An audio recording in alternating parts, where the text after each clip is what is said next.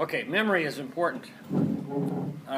We have two types of memory, basically.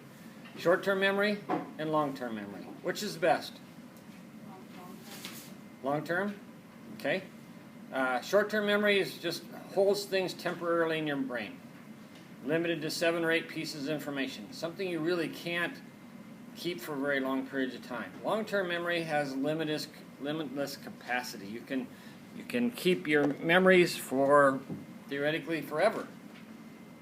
You can remember things from the time you were 5 years old all throughout your life.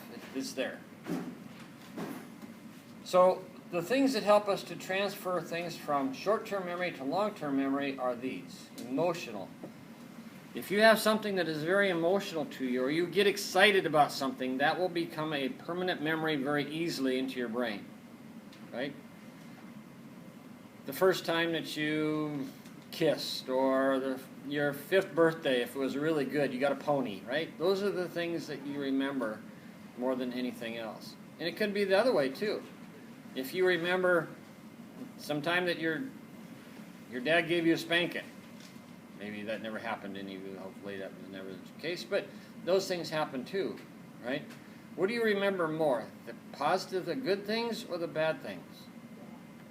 The bad things. Most people will say that they remember the bad things in their lives more than they do the good things in their life. And that's unfortunate, because really the good things are what we should be remembering. Right? That's the part of what we should be focusing on.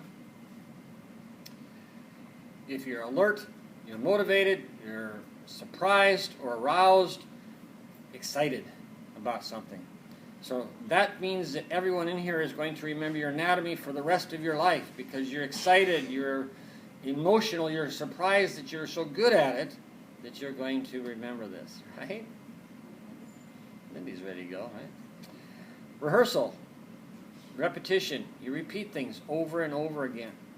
In this class, I try to make you repeat the information as many times as I can.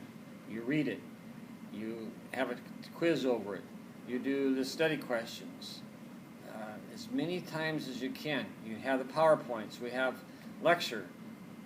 All those things make it so that the more times that you hear something, the better it sticks in your brain.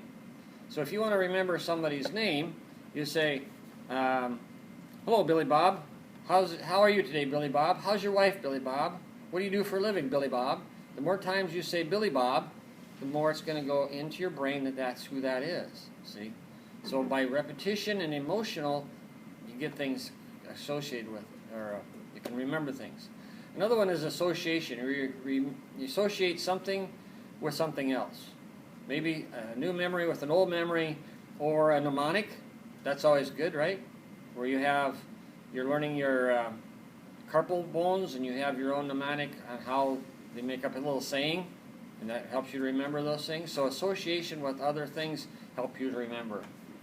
Automatic memory and conscious information is stored in your long-term memory, like how to ride a bicycle, how to tie your shoes. All these things are in you, and you don't forget it. People that are 90 years old can hop on a bicycle and still ride a bike. They haven't ridden a bike for 60 years, but it's there. They can remember it. It's stuck inside your brain, and it's bouncing back and forth in memories all that time. So, declarative memory. This is your explicit information registered to our conscious thoughts and our language ability.